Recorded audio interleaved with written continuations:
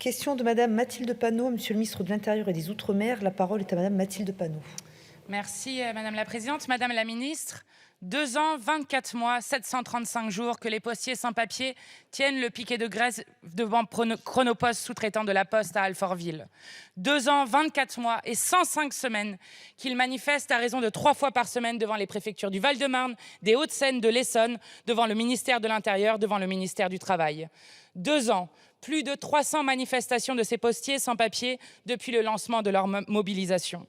Ce sont ces postiers chargés de décharger, trier et recharger des dizaines de milliers de colis dans des entrepôts au cœur de la nuit. Ceux sans qui aucun de ces colis n'arriverait à destination. Ceux qui ont été en première ligne pendant le Covid. Ceux que personne ne voit mais dont tout le monde a besoin. Que demandent-ils? 2 choses. La fin de leur surexploitation par les sous-traitants de la Poste, Chronopost, de Richebourg, Start People, Axis, Atalian, Partner, Mission Intérim, et la reconnaissance du travail effectué qui leur donne le droit d'être régularisés. Un titre de séjour, Madame la Ministre, c'est la fin de la peur de la clandestinité, c'est la lueur d'espoir d'enfin pouvoir vivre une vie normale après de douloureux parcours d'exil. Mais les employeurs ne veulent pas. Eux, ça ne leur apporte rien un titre de séjour et il est plus facile de piétiner grossièrement le droit du travail quand les travailleurs sont plus vulnérables dans une précarité absolue. C'est ce qu'ils ont connu, ces postiers sans papier et leur soutien. Heures non payées, paix au lance-pierre, travail de nuit loin de tout transport, cadence infernale, manque de protection. C'est la quintessence du capitalisme, une main-d'œuvre corvéable à merci. Alors, les sous-traitants ne leur facilitent pas la tâche et refusent de les reconnaître comme salariés au-delà de leurs alias. Peu importe les fiches de paie, peu importe les badges, peu importe les photos dans les entrepôts, peu importe les témoignages, peu importe les dossiers savamment constitués et étayés. Pourtant, la Poste a bien été condamnée la semaine dernière par le tribunal de grande instance de Paris pour manquement à son devoir de vigilance envers ses sous-traitants, pour travail dissimulé notamment. Cette condamnation est un petit pas pour la reconnaissance des postiers sans papier, mais un grand pas pour lutter contre la dilution de la responsabilité des donneurs d'ordre dans les cascades de sous-traitants. Tout cela, vous le savez.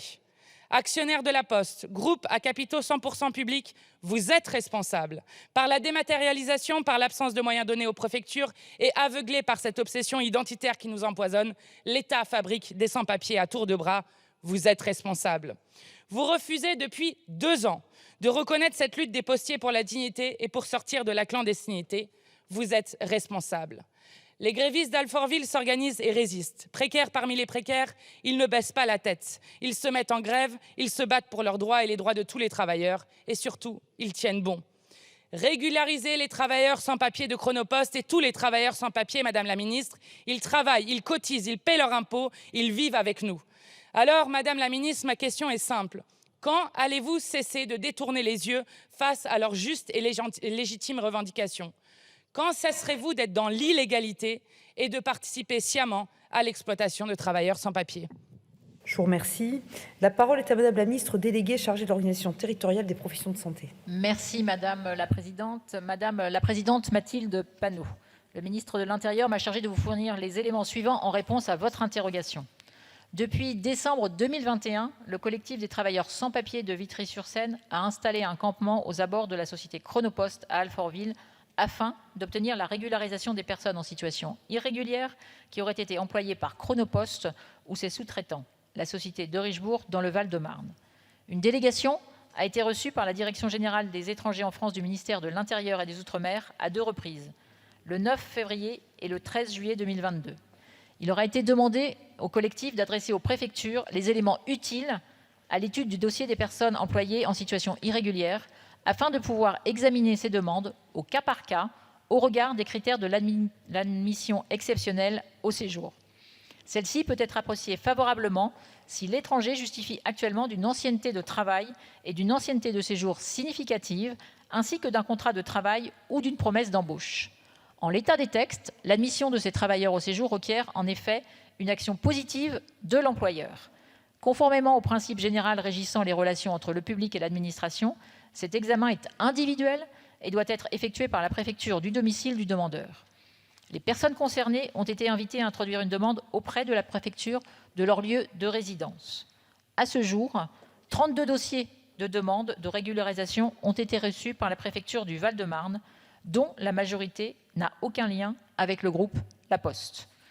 Au demeurant, la lutte contre l'emploi de ressortissants de pays tiers en situation de séjour irrégulier reste une priorité du gouvernement qui met en œuvre une stratégie globale de lutte contre le travail illégal. À ce titre, et à la demande de la préfecture du Val-de-Marne, l'inspection du travail mène les investigations nécessaires concernant les salariés du site d'Alfortville. Je vous remercie. Je vous remercie. La parole est à Madame Mathilde Panot.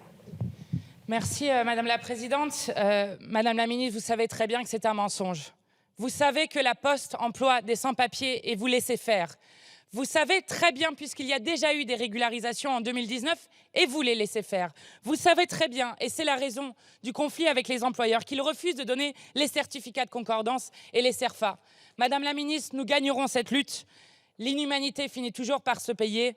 Rousseau le pensait déjà. Si vous traitez les êtres humains en esclaves, vous perdez vous-même votre liberté. La liberté républicaine tient en deux principes. C'est la liberté de ne pas être dominé et celle de ne pas dominer. Je vous remercie.